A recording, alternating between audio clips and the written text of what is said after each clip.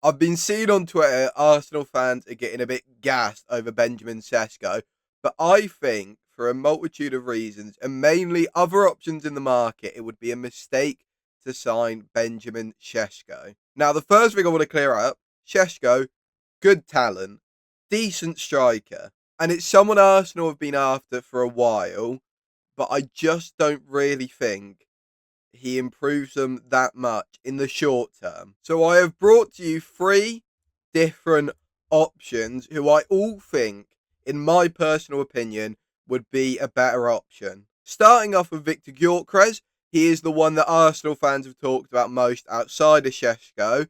He has an insane record in the Portuguese league and a good one in the Champions League. And I think here you get a really good striker who is peak age and would massively improve Arsenal. Now, while his record is impeccable in the Portuguese league and his Champions League record is decent, I think there is someone a similar age who is a bigger guarantee, because doing it in the Portuguese league and doing what he did at Coventry is really good, but I don't think he's a guaranteed elite player. I think his floor is very good and his ceiling could be elite world class. And I also think his tendency to drift out wide left, pick up the ball and drive in from there, it's fine, it will work. But I think Arsenal with their current attack will play Martinelli or Trossard wide left. He is just going into those areas that they'd want to operate in. And I wouldn't be surprised if they signed Gyökeres that at some point you'd see him wide left and you'd see Kai Havertz up front. Now, as well, it's important to mention he's got a lot of penalties in these numbers. Now, all of this isn't to dunk on Gyökeres, but I do think there's one option about as good as him and one that I think is just vastly superior. And one option that I think is about a similar level to him is Ollie Watkins.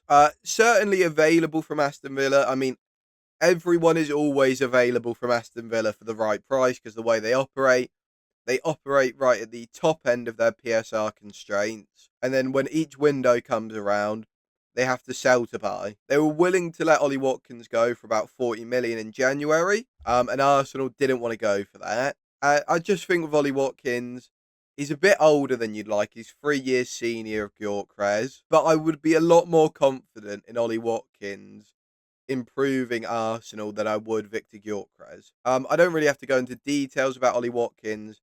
I'm sure you know about him. A very solid Prem striker. He's run at only zero point 0.4 non-penalty goals per 90 this year. I think, to be honest, that comes from him being chopped and changed around for Rashford and Duran. Give him a better run of minutes, he'll get more goals. And yeah, he's just, especially since Unai Emery, because he also had the Gyökeres thing at earlier parts of his career, where he'd like to drift into that left channel and work from there.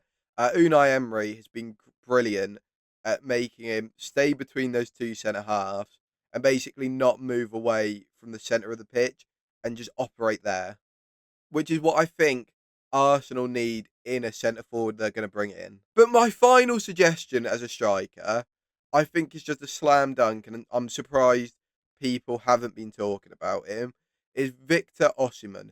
He's been having to play out in the Turkish league this year, and I just think Osimhen is a slam dunk.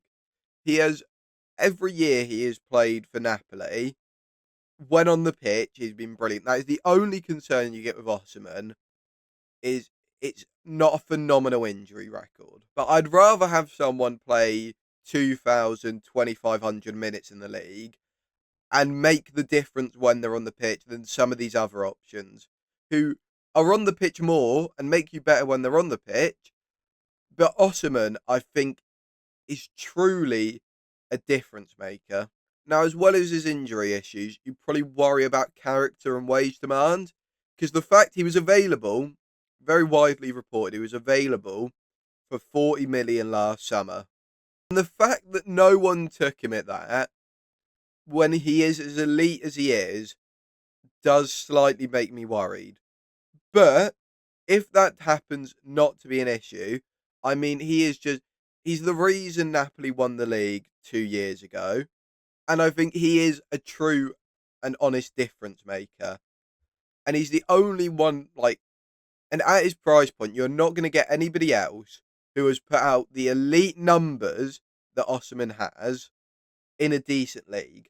Because you've got Gyökeres, who, by the way, is older than Osimhen, who has put out similar numbers to him, but only done it in Portugal. You have Watkins, who hasn't put up these kind of numbers. And finally, I mean, I'll go over Sesko for this. Sesko is a brilliant talent. I mean, physically, he profiles really well. But I just think, like last season and this season,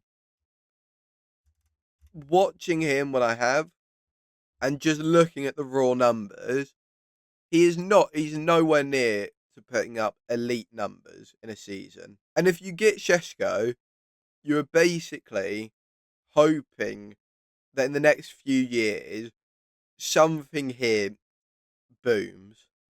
Because it's not like currently his link up play is fairly poor. And the amount of shots he's taken and his goal returns, they're not poor, but they're also not brilliant. And he's not an option now, but I don't think he profiles particularly better than like Liam Delap. Anyway, thank you for watching. Trying to get to 100 subs before the beginning of the season. And yeah,